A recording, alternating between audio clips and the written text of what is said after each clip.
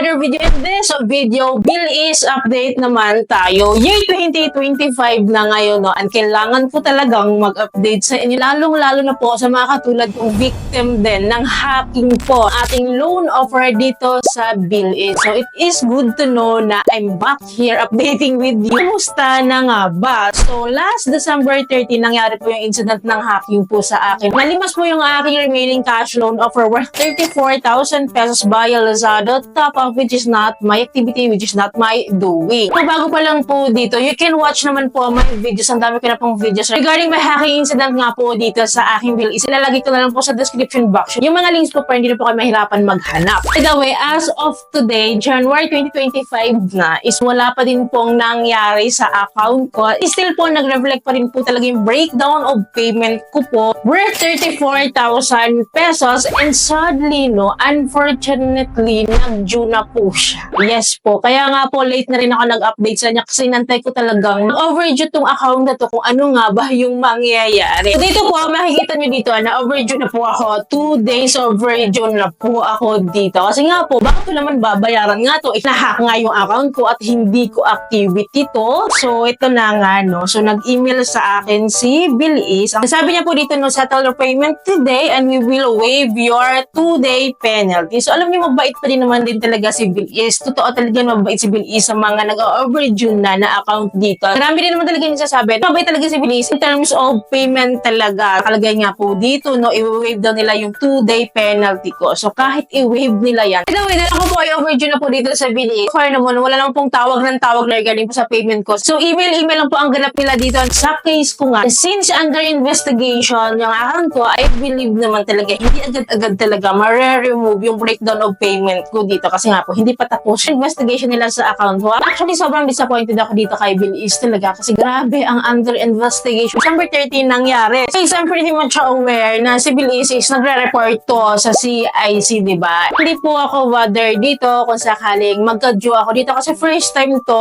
na nagka-due ako dito. So, ganitong legit na loan up. Lalo na si Bill is pa talaga. Sisirain ko ba talaga yung account ko dito kung ako yung nag-loan dito, diba? Siyempre, hindi ko hahayaan yun. And hindi ako bother. Kasi po talaga yung laban ko dito kasi ako pa nga yung agrabyado dito. Kasi pwede ko silang sampahan po ng kaso regarding the Privacy Act of 2012. Gagawin ko po talaga yan kung wala silang settlement talaga sa account ko. Kali wala talaga silang action dito kasi karapatan ko yon, information ko yon, pera po yung involved dito. Ito na nga. So, I've received a call po from Bill is. So, tuwang-tuwa ako kasi tinawagan talaga nila ako, no? Yun yung gusto kong mangyari yun. Kasi alamin yung nangyari talaga. But, unfortunately po, is hindi ko po nakuha yung buong sagot. Ito po sa akin is under lang po siya ng verification of account. Hindi niya daw po sakop yung ibang area like cash loan, disbursement, Lazada, tapos hindi niya daw po sakop yun. So, tumawag po siya to verify my account kung ako daw ba yun, ganitong email ba yung ginamit ko, ganitong number ba yung ginamit ko. And surprisingly po, I was shocked. Kasi po, yung aking phone number po pala dito sa bill is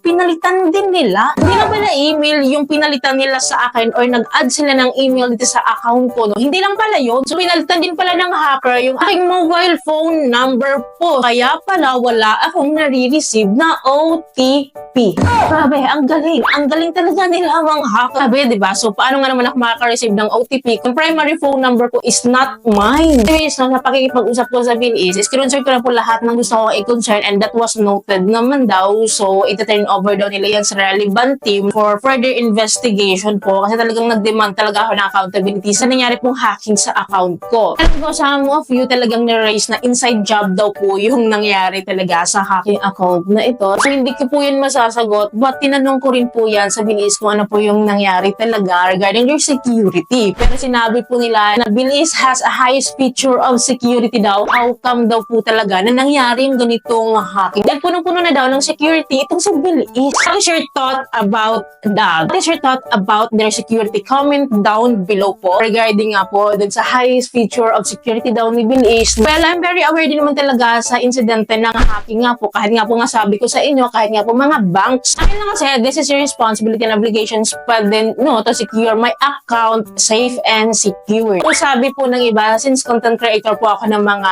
OLAs or mga loan apps po, no, as an OLA reviewer, loan app reviewer, sometimes talaga may mga information kaming sinishare po sa inyo. Then sometimes po, yung iba hindi natatakpan talaga. But I assure naman na lahat ng info talaga na kailangan takpan. Ginagawa ko yan. Well, I understand naman na may mga makakalusot talaga. Hindi mo natatakpan like our phone number, our full name, our email, no? So, given na po yan. But yun ba talaga yung pinaka-reason kung bakit na-hack yung account ko? Kasi guys, ang dami namin. Hindi lang ako yung victim dito. Madami po kaming nagkaroon ng hacking dito via Lazada Top Up. And guys, sa mga nagsasabi din dito na dahil ako po ay isang loan up reviewer daw po, prone daw talaga ako sa hacking kasi nga yung phone na ginagamit kasi marami na siyang loan up na-access na daw ito ng hacker. Pero nga, hindi ko mababalidate yun kasi akala ko ako lang yung nabiktima nito. Hindi pala. Madami nga po kami.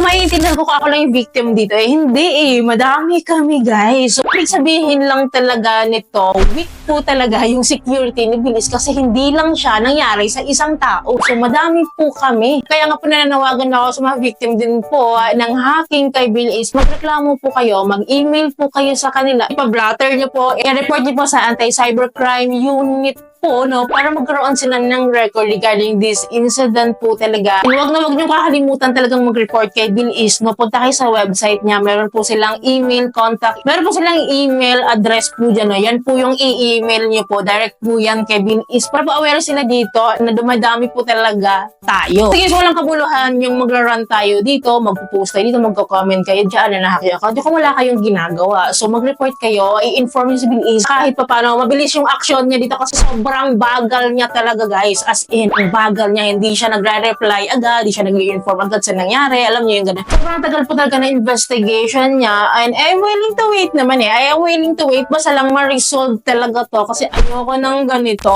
Guys, for now, yun lang muna yung update natin sa Bilis ha. Babalitaan ko kayo right away guys, regarding the response of their investigation. Isipin sa inyo, of course, no? And let's see kung anong kahahantungan ng account natin dito sa Bilis. Tsagayin ko lang muna kung medyo mabagal sila kahit nag-due na ako dito, kahit nag-overdue na ako dito, no? Tsagain ko lang muna ito. Kasi wala nang mangyayari kung magagalit na magagalit dito. So let us be patient na lang, no? Antayin natin yung investigation. Hindi naman biro yung nangyari kasi pera din naman yung nawala talaga. Pera din naman talaga din ang nawala sa Bilis, then pera din ang nawala sa akin. Hindi lang pera kundi yung aking personal info na out na siya, na hack na siya. So yun. Trust the process lang muna tayo kasi hindi din talaga to gano'ng kadali. Don't worry, update ko kaya dapat po nakasubscribe kayo and click yung bell button para lahat po ng videos ko is updated and notified po kayo. So yun lamang po. I hope you can able to share this video to others po para maging aware din po sila lahat, lalo na kung may Bilis account tayo. So yun lamang po. Thank you for watching this video. Bye!